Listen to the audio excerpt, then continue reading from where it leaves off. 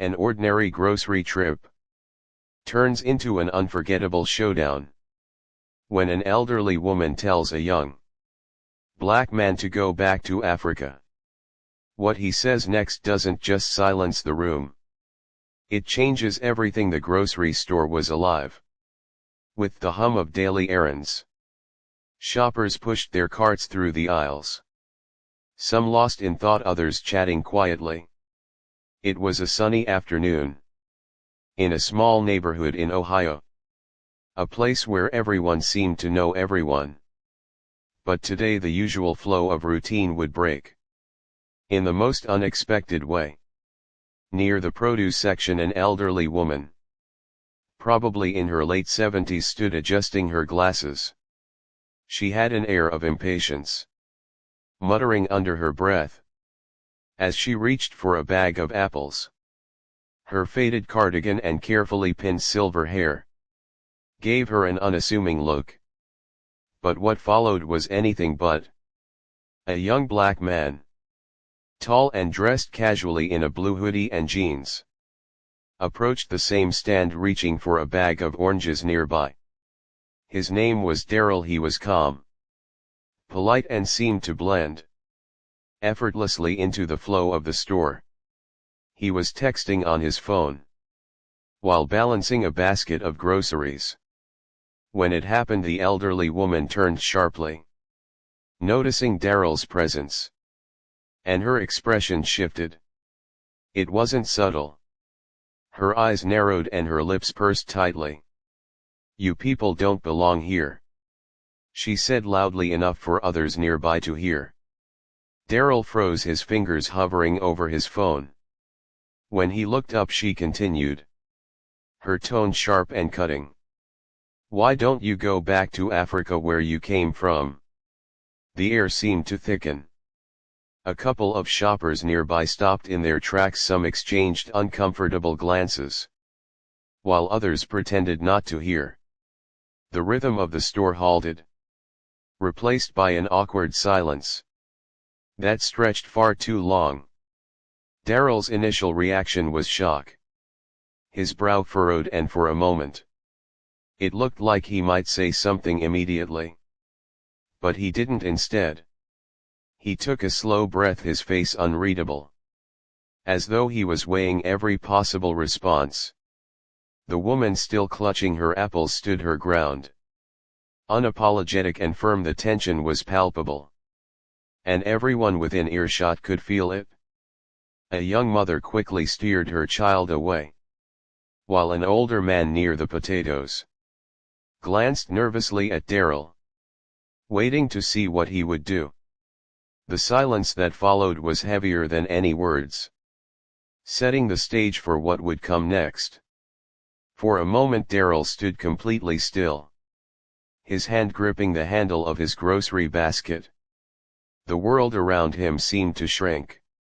Every sound in the store muffled. Every face turned in his direction. The weight of the woman's words hung in the air, like a bad smell no one could escape. The elderly woman didn't back down. Her stance was defiant, as though she expected no argument.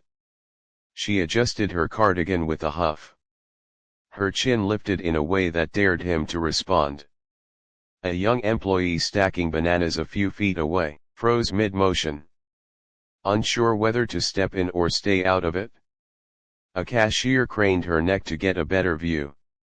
The growing crowd didn't move closer, but they didn't leave either. They were witnesses now, like it or not. Daryl glanced at the woman, his face calm but his eyes full of thought. 1,000 responses raced through his mind. He could lash out, yell, or storm off, but none of those options felt right. The tension pressed on him like a weight. But instead of breaking, he allowed himself a moment to breathe. He shifted his basket to his other hand, and straightened his posture, his presence growing larger in the silence. His voice, when it came, was calm but deliberate, cutting through the awkward atmosphere. "Ma'am," he began, His tone measured. "Do you even realize what you just said?" His question wasn't accusatory. It was reflective almost. Like he was giving her a chance to think about her words. But she didn't seem interested in reflection. "I said what I said," she snapped. Her voice rising. "This is my country. People like you don't belong here." That was it?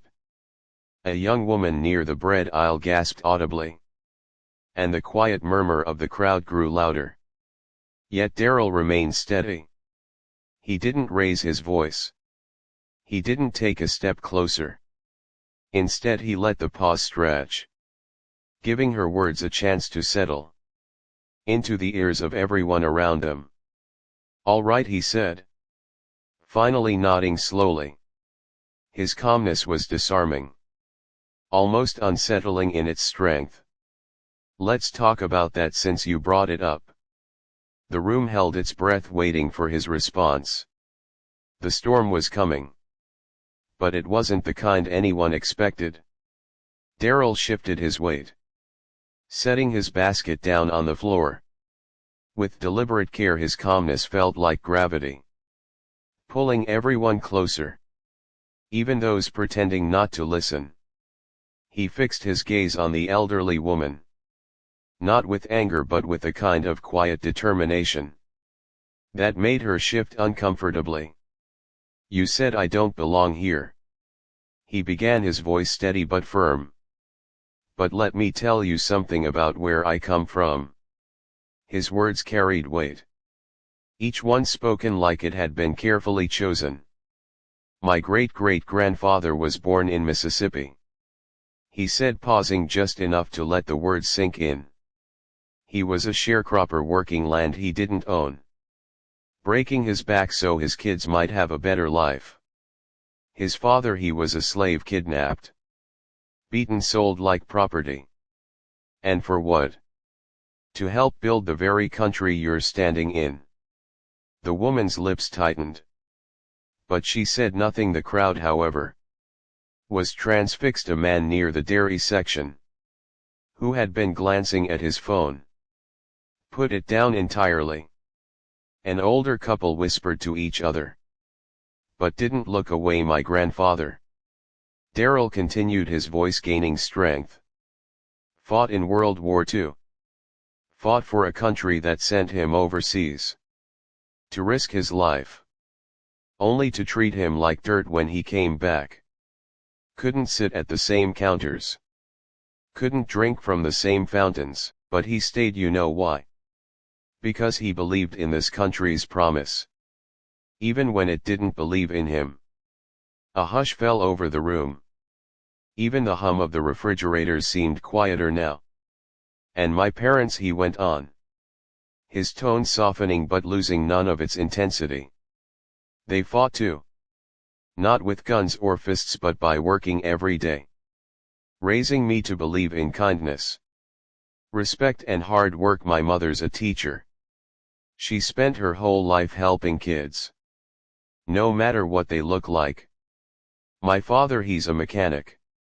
The kind of man who'd stop on the side of the road to help someone like you if your car broke down." He let the words settle before continuing, his eyes still locked on hers. "So you're telling me I don't belong here? That I should go back to Africa?" He shook his head slightly, his voice now carrying a hint of sadness. "Ma'am, I am as much a part of this country as you are. Maybe even more.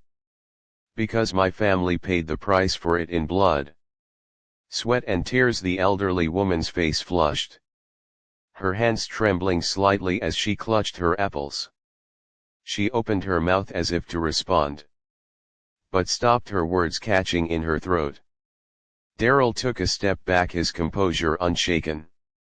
"I could have walked away," he said, addressing the entire crowd now. "But what good would that do? Ignorance doesn't get better in silence. It's up to all of us to be better than this. To be better than words like those." The weight of his words lingered, But the story wasn't over yet. The crowd's reaction would speak louder than anything else.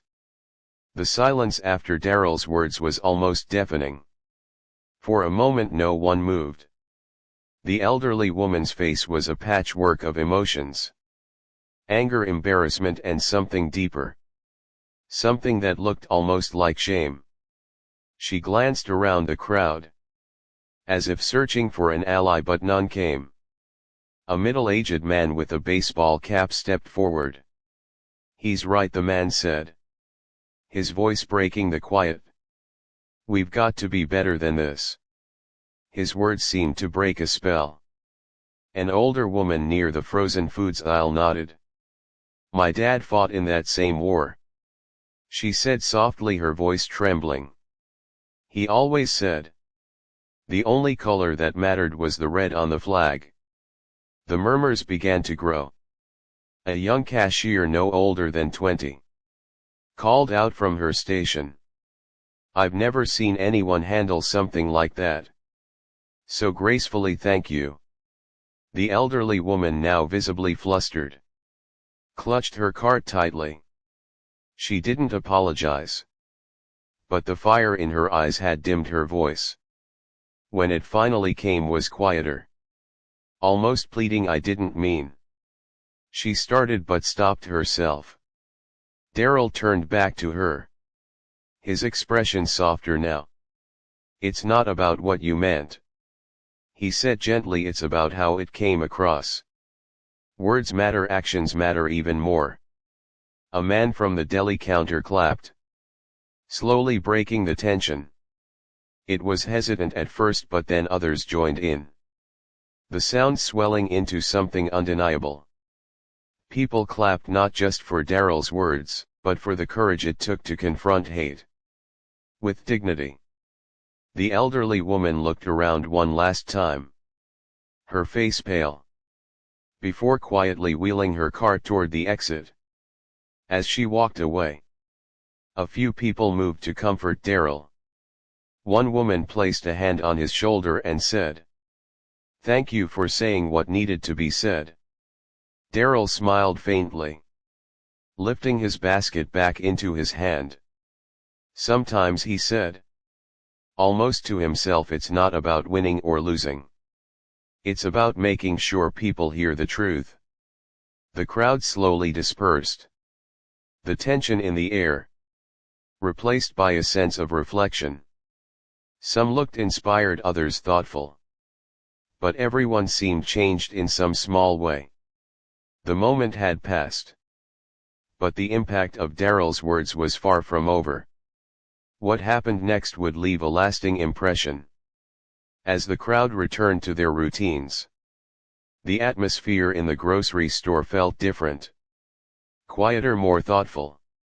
Daryl finished his shopping, his steps measured, as if he were processing everything that had just happened.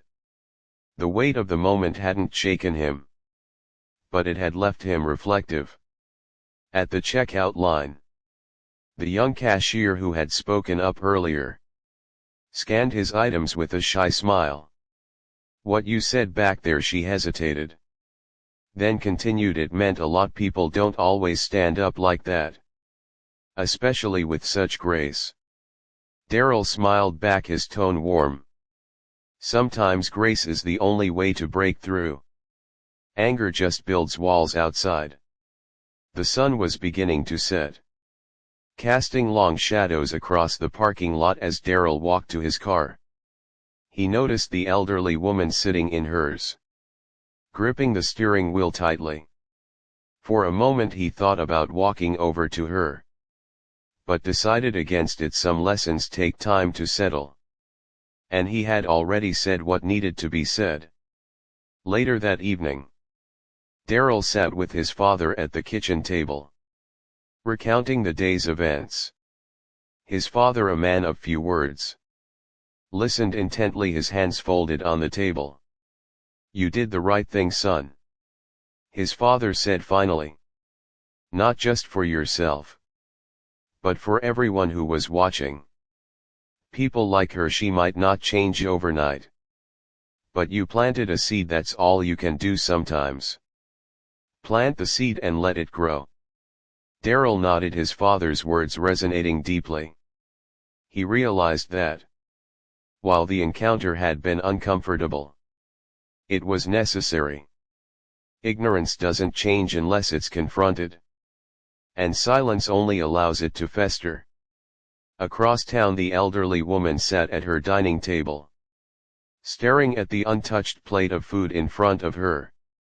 Daryl's words replayed in her mind, each one cutting through the armor of her assumptions. She thought of her own grandchildren, of the world they were growing up in.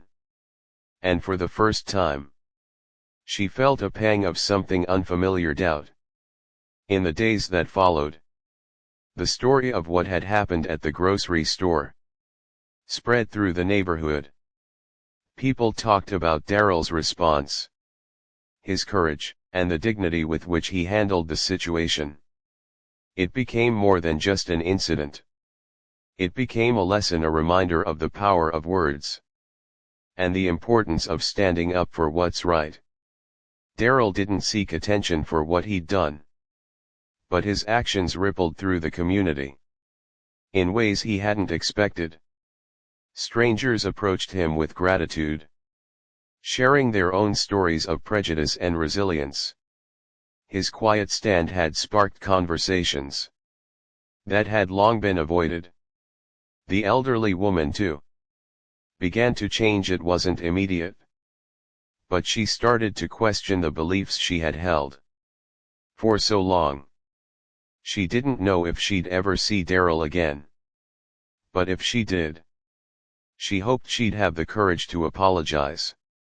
Moments like these remind us of the power of kindness, strength, and truth in the face of ignorance. They teach us that standing up doesn't always mean shouting. It can mean speaking calmly, with conviction, and letting the truth do the rest.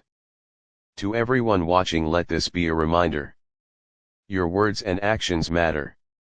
They can hurt or they can heal. They can divide or they can unite. If this story moved you, don't forget to like, subscribe, and share. Together we can spread messages of hope, courage, and understanding to create a better world.